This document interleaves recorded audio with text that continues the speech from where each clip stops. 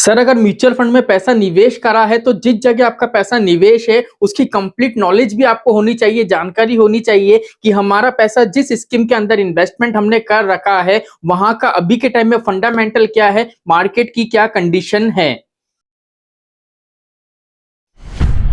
नमस्कार दोस्तों, जय श्री श्याम। सर 2025 के अंदर देखें तो काफी ज्यादा गिरावट हमने फेस करी है, लेकिन उस तौर पे हम देखें तो सर इक्विटी म्यूचुअल फंड की हम बात करें तो काफी सारी म्यूचुअल फंड स्कीम हैं, लेकिन सभी म्यूचुअल फंड स्कीम नेगेटिव देखने को नहीं मिली है। कुछ म्यूचुअल फंड स्कीम है जिनमें पॉजिटिव रिटर्न भी देखने को मिला है। तो आज की वीडियो में कंप्लीट हम डिस्कस करेंगे, कुछ फंड्स के आपको नाम बताएंगे, टोटल मार्केट में जितनी इक्विटी की स्कीम अवेलेबल है वो सारा डिस्क्रिप्शन आज की वीडियो में आपको देखने को मिलेगा। तो चलिए सिंपली शुरू करते हैं आज की हमारी वीडियो को। अब यहाँ पे देख लीजिए, म्यूचुअल फंड में लमसम निवेश करें या एसआईपी 2025 के नतीजों से जाने क्या है आगे के लिए ये बेहतर। अब यहाँ पे अगर हम बात करें तो देखो साफ तौर पे लिखा है 2025 में म्यूचुअल फंड में लमसम निवेश ने निवेशकों को मिश्रित अनुभव दिया है। आपको बता दें कि जनवरी 2025 में किए गए निवेश कई इक्विटी म्यूचुअल फंड में नकारात्मक रिटर्न देखने को मिले हैं। अब यहाँ पे अगर हम बात करें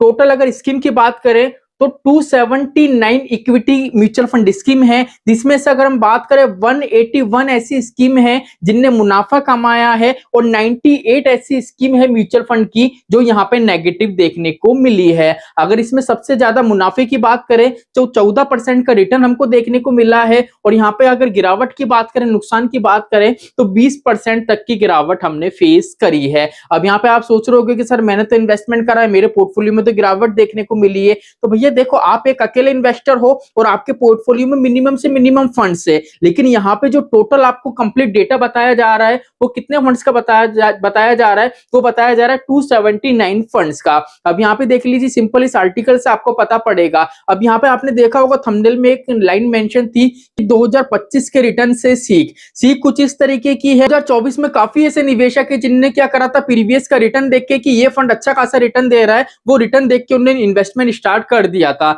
लेकिन नवंबर 2024 से लेके करंट टाइम की बात करें तो कंटिन्यू वे में यहाँ पे गिरावट देखने को मिली। अब काफी ज्यादा निवेशक परेशान है कि सर हमने तो रिटर्न देख के निवेश करा था लेकिन यहाँ पे गिरावट देखने को मिल रही है। तो सीख सिर्फ इतनी सी है, प्रीवियस का रिटर्न देख के कभी भी किसी म्यूचुअल फंड स्कीम में निवेश नहीं करना चाहिए, उसका कंप्लीट फंडामेंटल आपको जानना चाहिए, उसके बाद ही आपको किसी भी म्यूचुअल फंड स्कीम में निवेश करना चाहिए। अब यहाँ पे अगर अपन देखें तो सिंपली देख लीजिए, हम आगे स्क्रॉल करते हैं जिससे वन बाय वन आपको सारी चीजें आसानी से देखने को मिलेगी। अगर यहाँ पे बोले नेगेटिव रिटर्न्स की कौन कौन सी म्यूचुअल फंड स्कीम है जिसने सर नेगेटिव रिटर्न्स बना के दिए ज्यादा से ज्यादा, तो यहाँ पे देख लिए सैमको फ्लेक्सी कैप फंड से जिसमें 20% से ज्यादा आपको गिरावट देखने को मिलेगी। LIC MF small cap fund से जिसमें 16.5% के आसपास की गिरावट देखने को मिलेगी। मोतीलाल ओसवाल का टैक्स सेविंग फंड है, इसमें 12.5% की गिरावट देखने को मिलेगी। एसबीआई स्मॉल कैप फंड है जिसमें 8% के करीब की हमको गिरावट यहाँ पे देखने को मिलेगी। वैसे तो बहुत सारे फंड है लेकिन ज्यादा से ज्यादा जो गिरावट देखने को मिली है इन फंड्स में देखने को मिली है।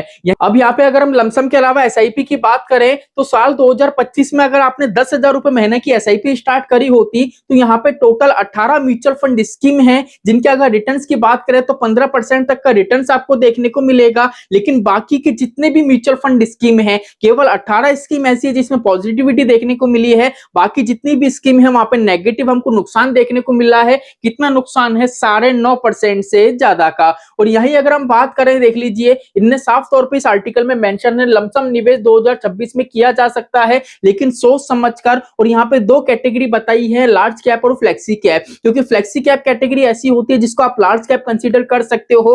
करंट टाइम में 2025 का आप डेटा उठा के देखोगे तो मिड कैप डाउन जा रहा है, स्मॉल कैप डाउन जा रहा है। निफ्टी 50 है जो 2024 के अंदर नवंबर के अंदर जो इसकी पोजीशन थी उसको भी बीट करके मार्केट में हाई पोजीशन पे आपको देखने को मिलेगा। इसलिए यहाँ पे साफ तौर पे दो कैटेगरी दी गई है। अब बात करें सर पॉजिटिव वे में एसआईपी का जो रिटर्न हमको देखने को मिला है 2025 के अंदर, तो यहाँ पे देख लीजिए ICICI prudential focus equity fund हो गया, ठीक है, एसबीआई का फोकस फंड हो गया, आईसीआईसी प्रूडेंशियल वैल्यू फंड्स हो गया। ये 3 स्कीम है जिसने क्या करा, ज्यादा से ज्यादा रिटर्न्स बना के दिया है 2025 के अंदर। तो इस डेटा से कंप्लीट आपको पता पड़ चुका है, अगर आप म्यूचुअल फंड में निवेश कर दो, कि आपने जितने भी फंड में निवेश करा है उसके अलावा भी मार्केट में कितनी म्यूचुअल फंड स्कीमें हैं, और उन स्कीम में से कितनी स्कीम है जो नेगेटिव गई हैं और कितनी स्कीम है जो पॉजिटिव गई हैं। तो ऐसा नहीं है 2025 के अंदर जितना भी इन्वेस्टमेंट आपने करा है सिर्फ आपको नुकसान है। काफी निवेशक है जिनका पॉजिटिव वे में देखने को मिलेगा, काफी इन्वेस्टर है जिनका इन्वेस्टमेंट है वो नेगेटिव देखने को मिलेगा, क्योंकि यहाँ पे सभी का फंड का सिलेक्शन, सभी की उम्र, सभी की रिस्क कैपेबिलिटी अलग अलग होती है। आई होप आज का वीडियो आपको अच्छा लगा होगा। अगर आपको Motilal Oswal small cap fund का रिव्यू की वीडियो देखनी है तो सिंपल इस वीडियो पे क्लिक करके वीडियो वॉच कर सकते हैं, डिटेल में बिल्कुल बारीकी से रिव्यू करा गया है। तो चलिए आज के लिए इतना ही, मिलते हैं हमारी नेक्स्ट वीडियो में। जय श्री श्याम दोस्तों, जय श्री राधे।